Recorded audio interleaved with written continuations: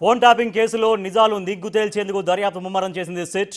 అందులో భాగంగా తన ఫోన్ ట్యాపింగ్ అయిందని ఫిర్యాదు చేసిన పటోళ్ల మహిపాల్ రెడ్డిని విచారణకు పిలిచింది దర్యాప్తు బృందం. కేసుకు సంబంధించి సాక్ష్యాధారాలు తెలుసుకునేందుకు ఎంక్వైరీ చేస్తోంది. గత ప్రభుత్వం తన ఫోన్ ట్యాపింగ్ చేసిందని మహిపాల్ రెడ్డి ఆరోపించారు. విచారణలో కూడా ఆయన ఫోన్ ట్యాప్ అయినట్లు గుర్తించారు అధికారులు. దీంతో ఆయన వద్ద సాక్ష్యాల్ని తీసుకోనున్నారు.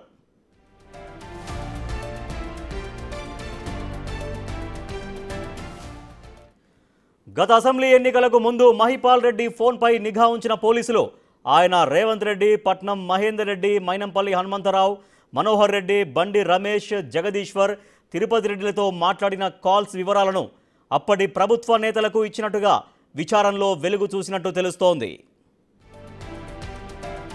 చట్టాలు ఉంటాయి, దాని ప్రకారం పనిచేయాలి. కానీ వాటన్నిటిని విస్మరించేసి ఇష్టానుసారంగా అందరి ఫోన్లు ట్యాప్ చేసినారు.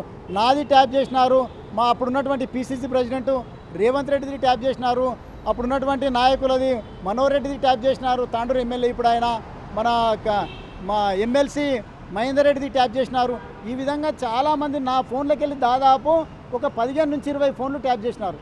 మైనంపల్లి హనుమంతరావు ట్యాప్ చేసినారు నా ఫోన్లోకి వెళ్ళి.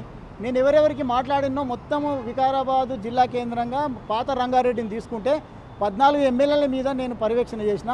దాదాపు 5 ఎమ్మెల్యేలకు నేను ఇన్ఛార్జ్ ఉన్నా. మొత్తం నా ఫోను ట్యాపింగ్ చేసి నన్ను నానా ఇబ్బంది పెట్టినారు.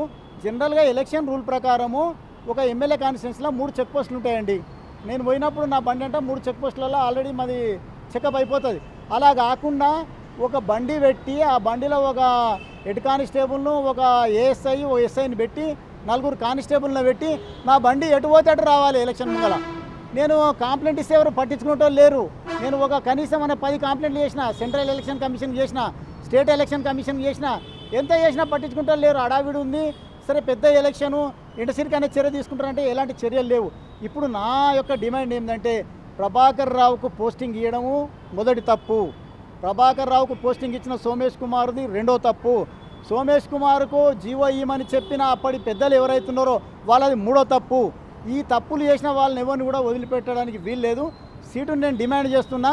మేము ఖచ్చితంగా కోర్టు దాకా వచ్చి చట్ట ప్రకారం మేము ఎవిడెన్స్ దీనికి తయారున్నాము. చట్ట ప్రకారం చర్యలు కావాలి.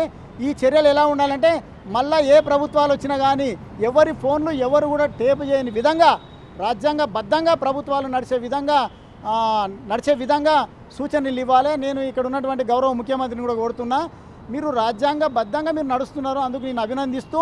ముంగల ప్రభుత్వాలు వస్తాయి పోతాయి, కానీ ఎవరు ముఖ్యమంత్రి ఉన్న పేల భయంతో పరిపాలన చేసే విధంగా, ఆర్డర్స్ వచ్చే విధంగా ఈ సీటు మంచి ఇన్వెస్టిగేషన్ చేసి వాళ్ళకి శిక్ష కావాలి. ముఖ్యంగా సోమేష్ కుమార్కు, అరవింద్కు, ఈయన పేరు మన ప్రభాకర్ రావు గారికి ఇద్దరిని మాత్రం వదిలిపెట్టొద్దని కూడా నేను ప్రభుత్వం